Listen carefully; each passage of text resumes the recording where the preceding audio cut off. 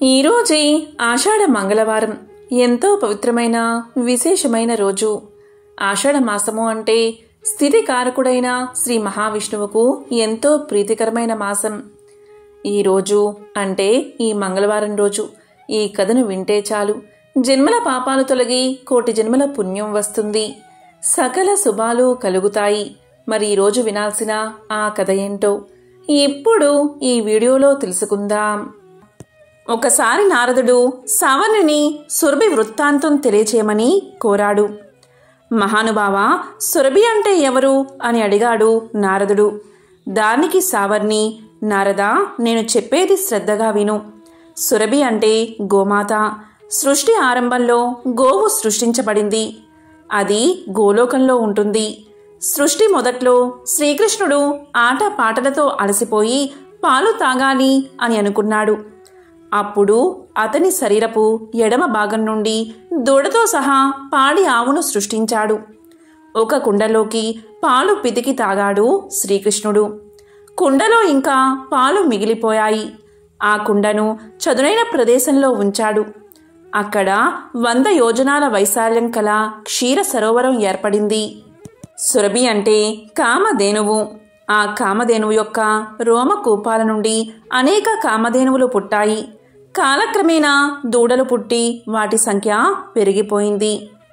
ఒకసారి దేవతలకు పాలు దొరకలేదు. అప్పుడు దేవతలంతా బ్రహ్మ సలహాపై ఇంద్రాది దేవతలంతా కలిసి సురభిని స్తుతించారు. అప్పుడు సురభి దేవతలను అనుగ్రహించింది. అప్పుడు సురభి ఇంద్రాది దేవతల కోరికపై కామధేనువును అనుగ్రహించింది. దీనివల్ల దేవతల యజ్ఞ యాగాదులకు ఆటంకం లేకుండా సాగాయి. గోమాతను సేవిస్తే సర్వ పాపాలు తొలగి పుణ్యలోకాలు పొందుతారు అని సావర్ణి నారదుడికి తెలియచేశాడు. అప్పుడు సావర్ణి ఇంకా ఇలా చెప్పాడు.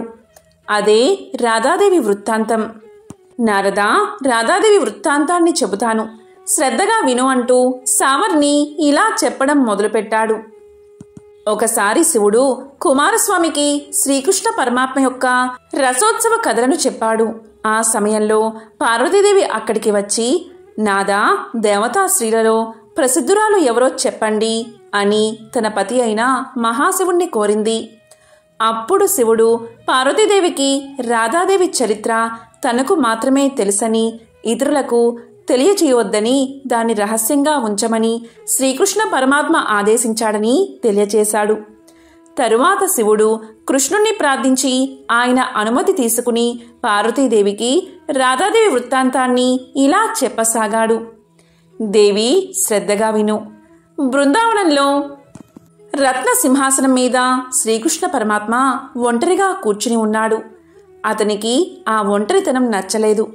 సుఖించాలి అనే కోరిక కలిగింది. అప్పుడు పరమాత్మ 2 రూపాలుగా మారాడు. కుడివైపు భాగం నుంచి కృష్ణుడిగా, ఎడమవైపు భాగం నుంచి రాధగా మారాడు. ఆ ఇద్దరూ ఎంతో అన్యోన్యంగా ఆనందంగా ఉన్నారు.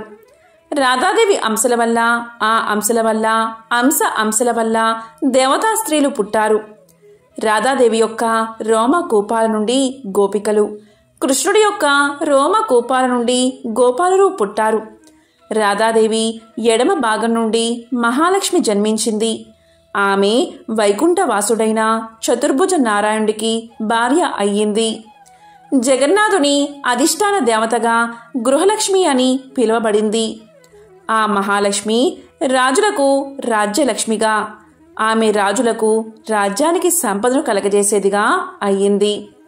రాజ్యలక్ష్మి అంశ మధ్యలక్ష్మి భూలోకంలోని మానవులందరికీ ఇండ్లలో దీపాలకు అధిష్టాన దేవత అయ్యింది. రాధాదేవి ఎల్లప్పుడూ శ్రీకృష్ణుడి వక్షస్థలంపై ఉంటుంది.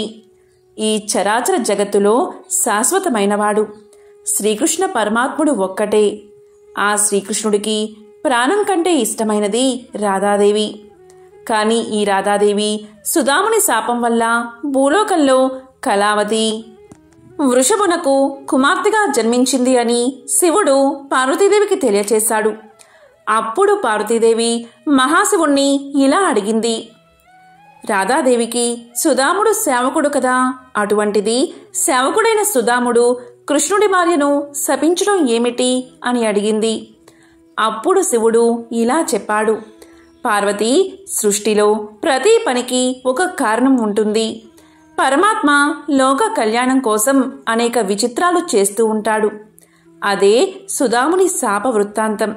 ఆ వృత్తాంతాన్ని వివరిస్తాను విను. ఒకసారి కృష్ణుడు భూలోకంలో విరజ అనే గోపికతో కలిసి బృందావనంలో ఆనందంగా గడిపాడు. ఆ విషయం తెలిసి రాధాదేవి అక్కడికి వచ్చింది. ఆ విషయాన్ని శ్రీకృష్ణుడి సహచరుడైన సుదాముడు తెలుసుకుని కృష్ణుణ్ణి హెచ్చరించాడు. అప్పుడు శ్రీకృష్ణుడు విరజను వదిలి మాయమయ్యాడు. విరజ గోలోకం చుట్టూ ఉండే నదిలాగా మారిపోయింది. విరజాదేవి స్నేహితురాళ్ళు కూడా చిన్న చిన్న నదులుగా మారిపోయారు. అప్పుడు రాధ విరజను కనుగొనలేక ఇంటికి తిరిగి వెళ్ళిపోయింది. అప్పుడు కృష్ణుడు తన సహచరులతో రాధాదేవి మందిరానికి చేరుకున్నాడు. అప్పుడు రాధ కోపంతో కృష్ణుణ్ణి తిట్టింది. రాధాదేవి తిట్లు విని శ్రీకృష్ణుడి అనుచరుడైన సుదామునికి కోపం వచ్చింది. అతను రాధను తిట్టాడు. అప్పుడు రాధ సుదాముణ్ణి రాక్షసుడిగా జన్మిస్తావు అని శపించింది. సుదాముడు కూడా రాధను నీవు భూలోకంలో జన్మిస్తావు, శ్రీకృష్ణుడితో వియోగం కలుగుతుంది అని శపించాడు. తరువాత రాధా సుదాములు ఎంతగానో బాధపడ్డారు. అప్పుడు శ్రీకృష్ణుడు ఆ ఇద్దరిని ఓదార్చాడు. ఆ శాపం కారణంగా సుదాముడు శంకరుడు అనే దానవ రాజుగా జన్మించి తర్వాత వివాహం చేసుకుని తర్వాత కాలంలో చనిపోయి గోలోకానికి చేరుకున్నాడు. రాధాదేవి భూలోకంలో వృషభనుడు అనే వైశ్యుడికి కుమార్తెగా పుట్టింది. ఆమెకు 12 సంవత్సరాల వయసు రాగానే రాయరుడు అనే వైశ్యుడికిచ్చి వివాహం చేశారు. అప్పుడు రాధాదేవి తన ఛాయను రాయుడి వద్ద ఉంచి తాను స్వయంగా శ్రీకృష్ణుడి వక్షస్థలంలో ఉండేది.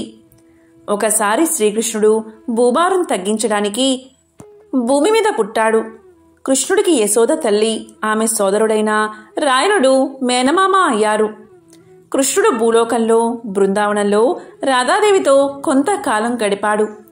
కృష్ణుడు భూభారాన్ని తగ్గించే పనిలో పడి 100 సంవత్సరాలు రాధను కలవలేదు. ఆ తరువాత వారిద్దరూ కలిశారు. తరువాత రాధాకృష్ణులు గోలోకానికి వెళ్లారు. రాధాదేవిని కృష్ణుడు తర్వాత నేను ఆ తరువాత బ్రహ్మాది దేవతలు పూజించారు. చాలా కాలం క్రితం జయపాలుడు అనే రాజు మాహిష్మతి నగరాన్ని పాలించేవాడు. అతనికి భోగభాగ్యాలు ఎన్నో ఉన్నాయి, దేనికి కొదవలేదు. కానీ ఒకే ఒక లోటు, అదే సంతానం లేకపోవడం. ఎన్ని నోములు, ఎన్ని వ్రతాలు, ఎన్ని పూజలు చేసినా ఫలితం మాత్రం శూన్యం. చివరికి పరమేశ్వరుడికి ఆ మహారాజు దంపతులపై కరుణ కలిగింది. ఒకసారి పరమేశ్వరుడు ఓ సన్యాసి రూపంలో జయపాలుడి నగరానికి వచ్చి అంతఃపుర బయట ద్వారం వద్ద నిలబడి భవతి భిక్షాందేహి అనేసి అక్కడ్నుంచి వెళ్ళిపోయాడు. జయపాలుని భార్య పల్లెల్లో సంబారాలు సమకూర్చుకుని భిక్ష వేసేందుకు వచ్చే లోపలే ఆ సన్యాసి వెళ్ళిపోయాడు. ఇలా 3 రోజులు గడిశాయి. జరిగినదంతా భర్తకు వివరించింది జయపాలుడి భార్య. అప్పుడు జయపాలుడు ఇలా పలికాడు, రేపు ఆ సన్యాసి వచ్చే ముందే నీవు సిద్ధంగా ఉండు అని భార్యకు చెప్పాడు. ఇక ఆ తర్వాత మరుసటి రోజు సన్యాసి రాగానే మహారాణి బంగారు పల్లెంతో సహా భిక్ష వెయ్యబోయింది. కాని ఆ సన్యాసి భిక్షను స్వీకరించలేదు. సంతానం లేని నీ చేతితో నేను స్వీకరించను అని పలికేసరికి ఆమె ఇలా పలికింది, మహాత్మా, దయచేసి సంతానం కలిగే మార్గాన్ని ఉపదేశించండి అని వేడుకుంది. అప్పుడు ఆ సన్యాసి రూపంలో ఉన్న ఈశ్వరుడు ఇలా పలికాడు, అమ్మా, నేను చెప్పబోయేది శ్రద్ధగా విను. నీ భర్తకు తెలియచేయి. నీలం రంగు వస్త్రాలను కట్టుకుని నీలం రంగు అశ్వాన్ని అధిరోహించి ఒంటరిగా నీ భర్తను తూర్పు దిక్కుకు వెళ్ళమని చెప్పు. అక్కడ అరణ్యంలో అతని నీలాశ్వం ఎక్కడ అలసటతో కింద పడిపోతుందో అక్కడ దిగి తవ్వమని చెప్పు. ఆ తవ్వకం నుండి ఒక స్వర్ణ దేవాలయం బయట పడుతుంది. ఆ స్వర్ణ దేవాలయంలో ఉండే అమ్మవారిని భక్తి శ్రద్ధలతో పూజిస్తే మీకు సంతానం తప్పకుండా కలుగుతుంది అని చెప్పి వెళ్ళిపోయాడు సన్యాసి రూపంలో ఉన్న శివుడు. అప్పుడు ఆమె శివుడి మాటలను యథాతథంగా భర్తకు చెప్పింది. వాళ్ళు ఆ విధంగానే చేశారు. స్వర్ణ దేవాలయంలో ఉన్న అమ్మవారిని జైపాలుడు ప్రార్థించాడు. జైపాలుడి భక్తి శ్రద్ధలకు మెచ్చి అమ్మవారు ప్రత్యక్షమై ఇలా పలికింది. జైపాల, నీ భక్తికి ఎంతగానో మెచ్చాను. ఏం కావాలో కోరుకో అంది. అప్పుడు జైపాలుడు, అమ్మా, చాలా సంతోషం, సాక్షాత్కరించావు. నాకు సంతానం లేదు, సంతానాన్ని ప్రసాదించు తల్లి అని వేడుకున్నాడు. అప్పుడు అమ్మవారు ఇలా పలికింది. జైపాల, నీకు దీర్ఘాయువు వైదవ్యం కల కుమార్తె కావాలా, లేక అల్పాయుష్కుడు జ్ఞానవంతుడైన కొడుకు కావాలా అని అడిగింది. దానికి రాజు ఇలా సమాధానం చెప్పాడు. పితృదేవతలను ఉద్ధరించడానికి కొడుకే కావాలి అని కోరుకున్నాడు. అప్పుడు అమ్మవారు ఇలా చెప్పింది. జైపాల, ఇటు చూడు, గణపతి దగ్గర ఉన్న చూతవృక్ష ఫలాన్ని నీ భార్యకు ఇవ్వు అంది. జైపాలుడు అమ్మవారు చెప్పినట్లుగానే ఆ వృక్షానికి ఉన్న పళ్లను కోసేసరికి గణపతికి కోపం వచ్చింది. ఇందుకు ఫలితంగా గణపతి ఇలా అన్నాడు. జైపాల, నీకు జన్మించే కుమారుడు 16వ ఏట సర్పం బారిన పడి మరణిస్తాడు అని శపించాడు. ఈ విధంగా కొన్నాళ్లకు జైపాలుని భార్య ఒక కుమారుణ్ణి కంది. ఆ కుర్రవాడికి యుక్త వయసు వచ్చింది. వివాహం జరిగితే కుమారుడికి ఆయుష్ పెరుగుతుందేమో అని భావించి కుమారుడికి వివాహం చేద్దాం అని భర్తతో పలికింది. కాశీ విశ్వేశ్వరుణ్ణి దర్శించి వచ్చాక కుమారుడికి వివాహం చేద్దామన్నాడు జైపాలుడు. తన కుమారుణ్ణి అతని మేనమామతో కలిపి కాశీకి పంపించారు. త్రోవలో వారిద్దరూ ప్రతిష్టానపురం చేరుకున్నారు. అక్కడ వారిద్దరూ ఒక సత్రంలోకి ప్రవేశించారు. అక్కడ కొంతమంది కన్యలు ఆడుకుంటూ కనిపించారు. అందులో సుశీల అనే ఒక కన్య తన స్నేహితురాలతో ఇలా పలికింది. మా అమ్మ మంగళగౌరి వ్రతాన్ని ఆచరిస్తుంది. మంగళగౌరి వ్రతాన్ని ఎవరైతే చేస్తూ ఉంటారో వారి భర్తలు దీర్ఘాయుషులవుతారు అని పలకగానే తన మేనల్లుడు అల్పాయుష్కుడు అన్న సంగతి అతని మేనమామకు తెలుసు కాబట్టి వారిద్దరికీ వివాహం చెయ్యాలి అనుకున్నాడు శివుడి మేనమామ. సుశీల మాటలు వినేసరికి శివుడి మేనమామకు ఒక ఉపాయం కలుగుతుంది. సుశీలను శివుడికిచ్చి వివాహం జరిపిస్తే అతనికి తప్పకుండా మంగళగౌరీదేవి అనుగ్రహం లభించి పరిపూర్ణ ఆయుష్యుడు అవుతాడని భావిస్తాడు. అప్పుడు మేనమామ సుశీల తల్లిదండ్రుల వద్దకు చేరుకుని, శివుడు అనే బాలుడు నీ కూతురికి తగిన భర్త అని దేవుని వాక్యంగా వారిని నమ్మిస్తాడు. దాంతో సుశీల శివుడుల వివాహం జరిగిపోతుంది. పెళ్లైన ఆ కొత్త దంపతులు ఆ రోజు రాత్రి బ్రహ్మచర్య వ్రతాన్ని పాటిస్తారు. అప్పుడు రాత్రి కలలో మంగళగౌరీదేవి సుశీలకు కనబడి ఇలా పలుకుతుంది. సుశీల, నీ భర్త అల్పాయుష్కుడు. ఈ రాత్రితో అతని ఆయువు చెల్లింది. ఈ దోషానికి మార్గం చెప్తాను విను అని ఈ విధంగా చెప్పసాగింది. కొద్దిసేపట్లో ఒక కృష్ణ సర్పం నీ భర్తను కరవడానికి వస్తుంది. వెంటనే నీవు నిండా పాలున్న ఒక కుండను దాని ముందు ఉంచు. అప్పుడు ఆ పాము ఆ ఘటంలోకి ప్రవేశించాక వస్త్రంతో ఆ కుండ మూతిని గట్టిగా కట్టి ఉదయాన్నే దాన్ని నీ తల్లికి వాయనమివ్వు. దాంతో నీ భర్తకు ఆ గండం తప్పిపోతుంది అని చెప్పి అమ్మవారు అంతర్ధానమవుతుంది. సుశీల అలాగే చేస్తుంది. శివుడు కాశీయాత్ర పూర్తి చేసుకుని తిరుగు ప్రయాణంలో భార్య సుశీలను తన ఇంటికి తీసుకువెళ్తాడు. అప్పుడు సుశీలను తన ఆయువు ఎలా పెరిగిందో అడుగుతాడు. అప్పుడు సుశీల ఇలా సమాధానం చెప్తుంది. అదంతా మంగళగౌరీదేవి యొక్క వ్రత మహత్యం వల్లనే అని భర్తకు తెలియచేస్తుంది. నారదుడు సావర్ణిని ఇలా అడుగుతాడు. మహర్షి, హవిర్దాన కాలంలో స్వాహాదేవి పితృదాన కర్మలలో, స్వదాదేవి తక్కిన క్రతువులలో దక్షిణాదేవి పేరు వినిపిస్తూ ఉంటుంది కదా. వీరు ప్రకృతి యొక్క కళారూపాలే కదా. వీరి గురించి చెప్పండి అని అడుగుతాడు. అందుకు సావర్ణి ఇలా సమాధానం చెప్తాడు. ప్రకృతి కళా స్వరూపాల గురించి వివరిస్తాను. ముందుగా స్వాహాదేవి వృత్తాంతం. సృష్టి మొదట్లో దేవతలు ఆహారం దొరకక ఎంతో బాధపడ్డారు. యజ్ఞాల్లో లభించే హవిస్సులు దేవతలకు అందడం లేదు. వాటిని రాక్షసులు లాగేసుకుంటున్నారు. దీనివల్ల దేవతలు తిండి లేక ఇబ్బందులు పడ్డారు. అప్పుడు వారంతా బ్రహ్మను శరణు వేడారు. బ్రహ్మ కృష్ణ పరమాత్మ యొక్క సలహా మేర బ్రహ్మదేవిని ప్రార్థించమన్నారు. బ్రహ్మ మహాదేవుణ్ణి ఉపాసించాడు. బ్రహ్మకు దేవి ప్రత్యక్షమై ఏం వరం కావాలో కోరుకోమంది. అప్పుడు బ్రహ్మ ఇలా పలుకుతాడు: తల్లి, నీవు అగ్నికి దాహక శక్తి కావాలి అని. నీవు లేనిదే అగ్ని దేనిని దహించకూడదు. అగ్నిలో హవిస్సు వేసే సమయంలో ప్రతి మంత్రం చివర నీ పేరే ఉండాలి. అప్పుడు ఆ హవిస్సు అగ్నిలో కాలుతుంది. దేవతలు దాన్ని స్వీకరించి తమ ఆకలి తీర్చుకుంటారు. కనుక దేవి, నీవు అగ్నికి ఇల్లాలివై దేవతలను రక్షించు అని అడిగాడు. అప్పుడు ప్రకృతిమాత ఇలా పలికింది: చతుర్ముఖ, నేను కృష్ణుడి కోసం తపస్సు చేస్తున్న సంగతి నీకు తెలిసిందే కదా. ఈ రకంగా అభ్యర్థించడం సరికాదు. ఆయన ఆదేశాలను అనుసరించవలసిన వారమే కదా. నేను కృష్ణుణ్ణి ప్రార్థిస్తాను. ఆయన ఆజ్ఞ ఏదైతే అదే చేస్తాను అని తన తపస్సును కొనసాగించింది. తరువాత కొంతకాలానికి కృష్ణుడు ప్రత్యక్షమయ్యాడు. అతన్ని చూసి ప్రకృతిమాత మోహపరవశంతో మురిసిపోయింది. కృష్ణ పరమాత్మ ఆమెను లేపి, ప్రకృతి, నీవు నాగజిత్తుని కుమార్తెగా పుట్టి నాగజితి అనే పేరుతో నాకు భార్యవు అవుతావు. ఇప్పుడు అగ్నికి దాహిక శక్తివై స్వాహాదేవిగా దేవతలకు మేలు చెయ్యి అని అన్నాడు. బ్రహ్మ ఆదేశంతో అగ్ని వచ్చి ఆ ప్రకృతి దేవతను ధ్యానించాడు. బ్రహ్మ వారిద్దరికీ వివాహం చేశాడు. నారద ఈ విధంగా ప్రకృతి మాత స్వాహాదేవి రూపాన్ని ధరించింది అని తెలియచేశాడు. స్వాహా శబ్దం లేని మంత్రం ఉపయోగం లేనిది.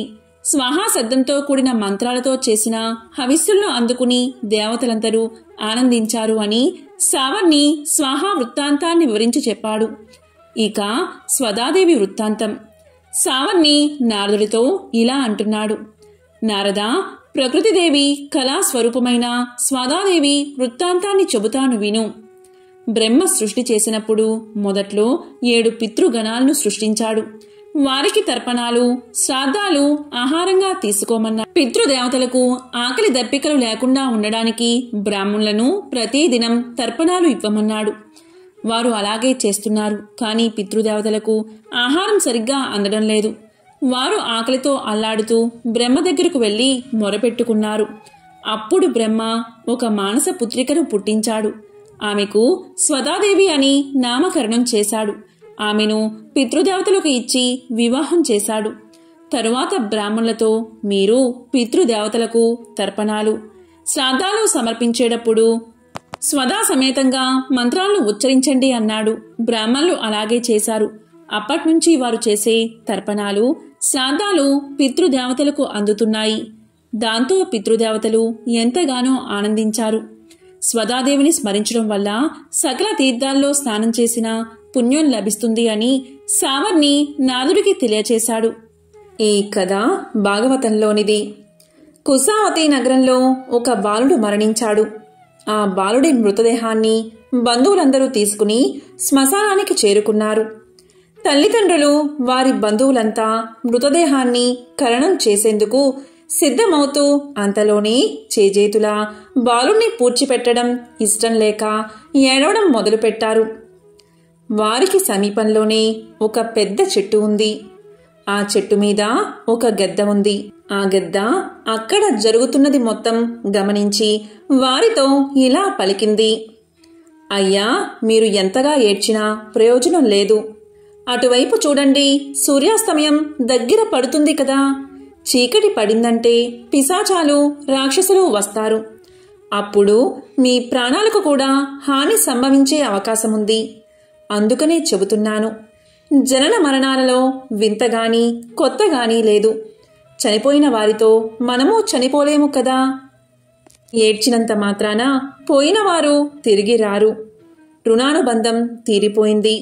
చీకటి వేళ మృతదేహాన్ని ఖననం కూడా చెయ్యనవసరం లేదు. ఇక్కడే ఆ మృతదేహాన్ని వదిలేసి వెళ్ళండి అని పలికింది. అప్పుడు అక్కడున్న వారంతా ఇలా అనుకున్నారు, నిజమే, చీకటి పడుతుంది. నిజంగానే పిశాచ రాక్షస గణాలు శ్మశానానికి చేరుకున్నాయంటే ప్రమాదమే. ఇక వెళ్ళిపోవాలి అని అనుకుని బంధువులందరూ బాలుడి మృతదేహాన్ని విడిచిపెట్టి 4 అడుగులు అటువైపుగా వేశారు.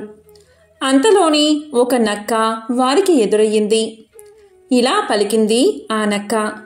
గద్ద చెప్పింది మొత్తం బహుశా వినింది అనుకుంటా. వారితో ఇలా అంటుంది, ఎక్కడికి అలా వెళ్ళిపోతున్నారు అని అనగానే బంధువులందరూ ఆగిపోయారు. నక్క వారితో ఇలా అంది, చీకటి పడినంత మాత్రాన మీరందరూ బెదిరిపోతారా? పున్నమి చంద్రుడు లాంటి ముఖము బాబుది, ఎంత ముద్దొస్తున్నాడో. అలాంటి వాడిని వదిలి వెళ్ళిపోవడానికి మీకు కాళ్ళు ఎలా వచ్చాయి అని అనగానే వారికి ఏం మాట్లాడాలో తోచలేదు. ఒకరినొకరు చూసుకుంటూ అలాగే నిలబడిపోయారు. చచ్చిన వారు తిరిగి రారు అని అనుకోవడం పొరపాటు. ఈ ప్రపంచంలో ఏదైనా జరగవచ్చు, ఆశ్చర్యపోవక్కర్లేదు. బాబు కొంతసేపటిలో లెగిసి కూర్చోవచ్చు. చీకటి పడుతుంది, పిశాచాలు రాక్షసులు వచ్చి దాడి చేస్తారు అని భయపడకండి. దట్టంగా ఇక్కడ చెట్లు ఉండడంతో చీకటి పడుతున్నట్లుగా కనిపిస్తుంది. కానీ సూర్యుడు అప్పుడే అస్తమించడు, ఇంకా చాలాసేపు ఉంటాడు. మీరు బాబు దగ్గర ఉండండి, ఏడవండి అని అంది నక్క. అవును, నిజమే, ఏదైనా జరగవచ్చు. బాలుడు లేచి తిరిగి ఆడుకోవచ్చు అని అనుకుని తల్లిదండ్రులతో సహా బంధువులందరూ బాలుడి దగ్గరకు చేరుకున్నారు. మళ్లీ ఏడవడం ప్రారంభించారు. ఏడుస్తున్న వారిని చూసి గెద్ద మళ్లీ ఇలా పలికింది, నక్క మాటలు విని మీరు మోసపోకండి. చనిపోయిన వాళ్ళు బతకడం ఎక్కడైనా చూసారా? యముడికి మనం దొరకనేకూడదు. దొరికిన తర్వాత విడిచిపెడతాడా అని వాపోయింది. బాబు చనిపోయాడు, వాడిని అలాగే ఉంచి మీరు వెళ్ళి బాబుకి ఉత్తమగతులు కలగడానికి దాన ధర్మాలు ఆచరించండి, వెళ్ళండి అని అనగానే నక్క కలగజేసుకుని ఇలా పలుకుతుంది, బాగుంది. చూస్తూ చూస్తూ పిల్లవాడిని వదిలిపెట్టి పోవాలా? అది చాలా తప్పు. ఎలా వెళతారు అని అంటుంది. నక్క మాటలకు గెద్దకు ఎక్కడలేని కోపం వస్తుంది. అప్పుడు నక్క ఇంకా ఇలా పలుకుతుంది, బాబుని చూస్తుంటే జంతువుని నాకే కాళ్ళు ఆడడం లేదు. మనుషులు మీరు ఎలా వెళ్ళిపోతారు? చెప్పుడు మాటలు వినకండి, కొద్దిసేపు వేచి చూడండి. బాబు లేచి అమ్మా అని పిలవవచ్చు. బాబు బతికిన మరుక్షణం వాడిని తీసుకుని వెళ్ళిపోండి. ఇంతసేపు ఉన్నారు కదా, ఇంకొంచెం ఉండలేరా అని అంది నక్క. నక్క మాటలు విన్న గెద్ద ఒక్కసారిగా నవ్వింది. ఇలా పలికింది, నేను పుట్టినప్పటినుంచి చూస్తున్నాను. చనిపోయిన వారు మళ్ళీ పుట్టేందుకు వేరొక గర్భంలోకి ప్రవేశిస్తారే తప్ప మళ్ళీ ఈ దేహాన్ని ఎందుకు కోరుకుంటారు? అది నక్క, దానికి మంచి చెడులు అనేవే తెలియవు. మీరు మనుషులు, మీకు తెలియకపోవడం ఏమిటి అని పలికింది గెద్ద. దాని మాటలు వారికి నిజమనిపించాయి. పిల్లవాడిని వదిలి వెళ్ళిపోవాలి అనుకున్నారు. వారందరూ పదండి అంటే పదండి అనుకున్నారు. వెనక్కి తిరిగి చూడకుండా ముందుకు నడిచారు. అంతలోనే వారిని అడ్డుకుని నక్క ఇలా పలుకుతుంది, చెబితే వినిపించుకోరేమయ్యా, తొందర దేనికి? చనిపోయిన ఒకానొక బ్రాహ్మణ కుమారుణ్ణి రాఘవుడు బతికించలేదా? అయిపోయింది. ప్రాణాలు పోయాయి అనుకున్న శృంగేటి కుమారుణ్ణి నారదముని బతికించలేదా? అలాగే మీ బాధను చూసి ఏ దేవత కరుణించడా? కరుణించి ఆ బాలుణ్ణి బతికించడా? కంగారెందుకు, కూర్చోండి అని పలికింది. అవునవును, ఏ దేవతో వచ్చి ఎందుకు కరుణించకూడదు? పిల్లాడు బతికితే అంతకంటే ఇంకేం కావాలి అని వాళ్ళంతా అనుకుని పరుగు పరుగున పిల్లాడి మృతదేహం దగ్గరకు చేరుకున్నారు. మళ్ళీ బంధువర్గము ఏడవడం మొదలుపెట్టారు. ఇంతలో సూర్యుడు అస్తమించాడు. గద్దకి నక్కకి ఒక్కసారిగా ఆకలి చుట్టుముట్టడంతో బాలుడి మృతదేహాన్ని భక్షించేందుకు రెండూ పోటీపడి బంధువులతో రకరకాలుగా మాట్లాడి బాలుణ్ణి తినాలని చూశాయి. చీకటి వేళ గద్ద శ్మశానంలో తిరగలేదు. అందుకే బాలుణ్ణి వదిలి వెళ్ళిపోమ్మని కబుర్లు చెప్పింది. పగటివేళ పీక్కుకు తిందాము అని గెద్ద ఆశ. చీకట్లో బాలుణ్ణి తినడం సుఖం. వంతులకు వాటాలకు గెద్దలాంటి పక్షులు రావు. అందుకని బంధువర్గాన్ని బాలుణ్ణి విడిచి వెళ్ళవద్దని నక్క చెప్పింది. ఇద్దరి ఆంతర్యాలను అర్థం చేసుకున్నాడు ఆ మహాశివుడు. అక్కడే అదృశ్యంగా తిరుగుతున్న ఆ మహాశివుడు అక్కడ జరుగుతున్న దృశ్యాన్ని చూసి పడిపడి నవ్వుకున్నాడు. తరువాత ఏడుస్తున్న బంధువర్గం ముందు ప్రత్యక్షమయ్యాడు. ఆ శివుడు కళ్ళ ఎదుట కోరిన వరాలిచ్చే కొండంత దేవుడు నిలబడేసరికి ఇది కళ నిజమా అనిపించింది అక్కడున్న బంధువులకు. కళ కాదు, నిజమే అని కాసేపటికి తెలుసుకుని చేతులెత్తి అందరూ నమస్కారం చేశారు. అప్పుడు శివుడు, మీకు ఏం వరం కావాలో కోరుకోండి అని నవ్వుతూ అన్నాడు. అప్పుడు అక్కడ ఉన్న వారంతా ముక్త కంఠంతో, ఈ బాబుని బతికించు స్వామి అని వేడుకున్నారు. దానికి శివుడు కరుణించాడు. ఇంతలో బాబు బతికాడు. నిద్ర నుంచి మేల్కొన్నట్లుగా కళ్ళు నలుపుకుంటూ లేచి కూర్చున్నాడు. ఇక మీదట ఈ బాలుడు నిండు నూరేళ్లు జీవిస్తాడు అని దీవించాడు. ఇక గెద్దకు నక్కకు కన్నీళ్లే మిగిలాయి. నోటి వెంట మాట రాలేదు. సన్నగా నవ్వుతూ చూశాడు మహాశివుడు. అంతే, వాటి ఆకలి తీరిపోయింది. దప్పిక కూడా లేకుండా పోయింది. ఇప్పుడే కాదు, జీవించి ఉన్నంతకాలం వాటికి ఆకలి దప్పికలు లేకుండా చేసి శివుడు అదృశ్యం అయ్యాడు. అమ్మా, నాన్న, అత్త, మామ అని పిలుస్తున్న బాలుడు భుజాల మీదకు ఎత్తుకుని బంధువర్గం ఇంటిదారి పట్టింది. ఇక గద్ద, నక్క తమకు జీవితాంతం ఆకలి దప్పికలు ఉండవని తెలుసుకుని ఎంతగానో ఆనందించాయి. తర్వాతి కాలంలో ఆయా జాతులకు అవి రాజులయ్యాయి.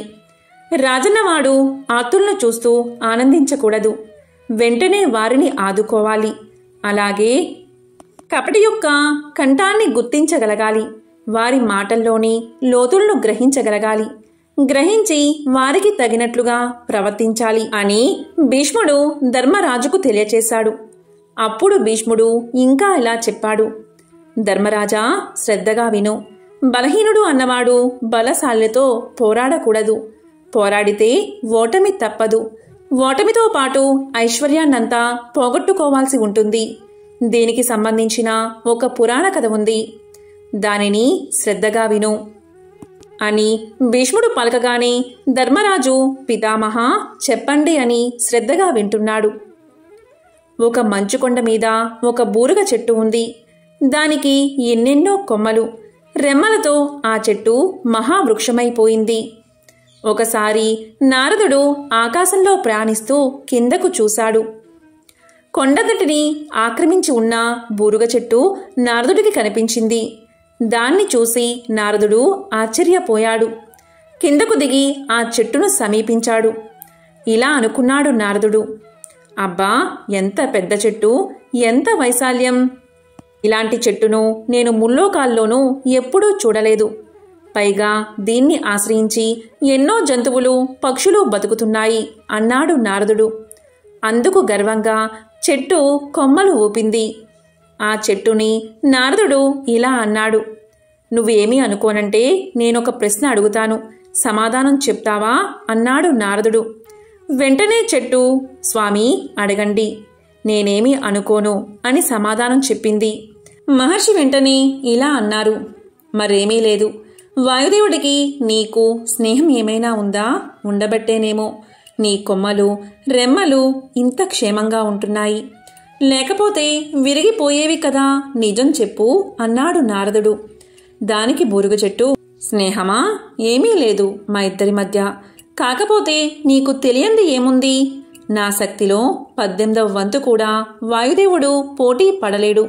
నిజం చెప్పాలంటే వాయుదేవుణ్ణి చూస్తే ఒక్కొక్కసారి నవ్వొస్తుంది అని పలిగింది బూరుగ చెట్టు. నారదా, వాయుదేవుడు నన్నేదో చేద్దామని అప్పుడప్పుడు నానా పాటలు పడతాడు. ఆకు కూడా రాజలేడు, అందుకే నవ్వుకుంటున్నాను అని పలికింది. ఆ చెట్టు కొమ్మల్ని చాచి ఆకాశంలోకి ఒక్కసారిగా పోనిచ్చింది. చూడు నా ప్రతాపం అన్నట్లుగా ప్రవర్తించింది బూరుగ చెట్టు. బూరుగ చెట్టుకి గర్వం పెరిగిపోయింది అనుకున్నాడు నారదుడు.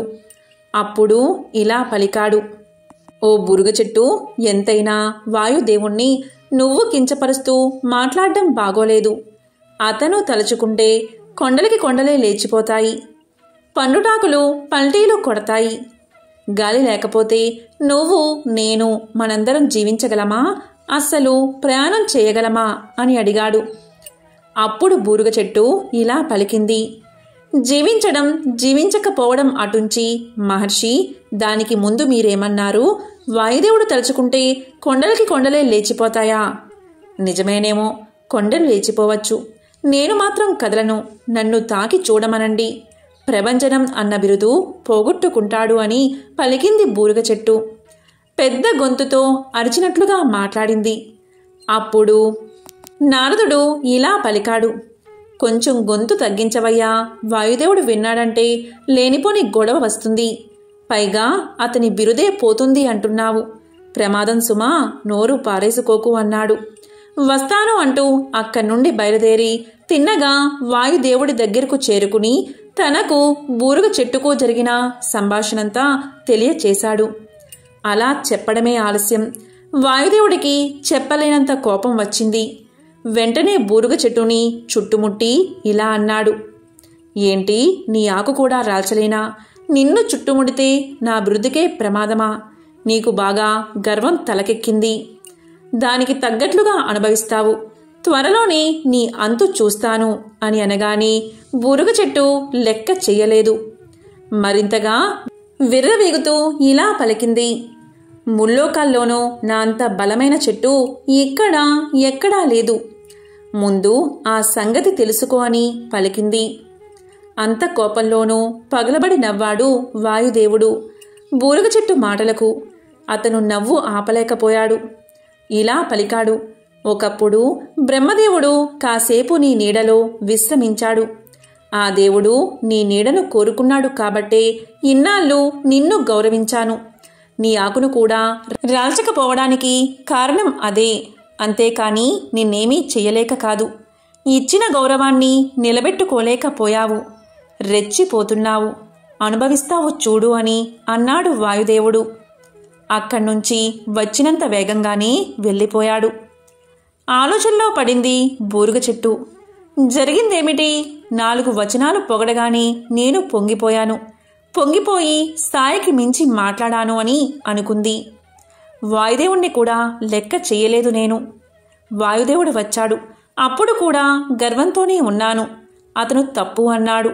త్వరలోనే అంతు చూస్తాను అని కూడా అన్నాడు. అప్పుడైనా లొంగి ఉన్నానా? లేదు. మరింత రెచ్చిపోయి మాట్లాడి మనుగడకే ప్రమాదం తెచ్చుకున్నాను. నా బలమెక్కడా? వాయుదేవుని బలమెక్కడా? వాయుదేవుడి బలం ముందు నేను నిలబడగలనా అని అనుకుంది. వాయుదేవుడు ఒక్కసారి తలుచుకుంటే కూకటి వేళ్లతో నన్ను పెకిలించి వేస్తాడు. ఇప్పుడేది దారి, ఏం చేస్తే బాగుంటుంది అని కొమ్మలు వంచి దిగాలుగా నిలబడింది. బూరుగ చెట్టు రాత్రంతా ఆలోచించి ఆలోచించి ఆఖరికి ఒక ఆలోచన తట్టినట్లుగా ఉంది. స్వేచ్ఛగా కొమ్మలు చాచింది. తనలో తాను గట్టిగా అనుకుని కొమ్మ కొమ్మని, రెమ్మ రెమ్మని, ఆకు ఆకును కిందకు రాల్చుకుంది. మోడుబారిపోయింది. తెల్లగా తెల్లవారిపోయింది. వెంటనే అక్కడ వాయుదేవుడు ప్రత్యక్షమయ్యాడు. బూరుగ చెట్టు అంతు చూడాలి అని. అక్కడికి వచ్చి చూడగానే కొమ్మలేక రెమ్మలేక మాడు బారిపోయిన బూరుగ చెట్టు కనిపించేసరికి అతనికి ఎక్కడలేని నవ్వొచ్చేసింది. బూరుగ చెట్టు మీద కోపం ఎగిరిపోయింది. ఏంటిది? నేను నీకు వేద్దాము అనుకున్న శిక్ష నీకు నువ్వు వేసుకున్నావే అని అడిగాడు. బూరుగ చెట్టు అప్పుడు చిన్నపోయి చూసింది. ఏదేమైనా గొప్ప బలవంతుడివి.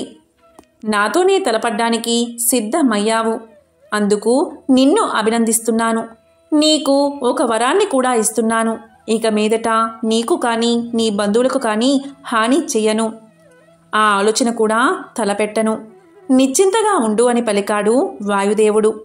అక్కడ్నుంచి వెళ్ళిపోయాడు. కాబట్టి ధర్మరాజా, బలమైన వాడితో తలపడితే ఆఖరికి జరిగేది ఇదే అని భీష్ముడు ధర్మరాజుకు తెలియచేశాడు. ఎంతో పవిత్రమైన విశేషమైన ఈరోజు ఈ కథను విన్నా, చదివినా, చెప్పినా, వినిపించినా జన్మల పాపాలు తొలగి కోటి జన్మల పుణ్యం వస్తుంది. సకల శుభాలు కలుగుతాయి. ఓం నమో నారాయణాయ. ఓం శ్రీ మహాలక్ష్మియే నమః. ఓం నమః శివాయ. ఓం శ్రీ మాత్రే నమః.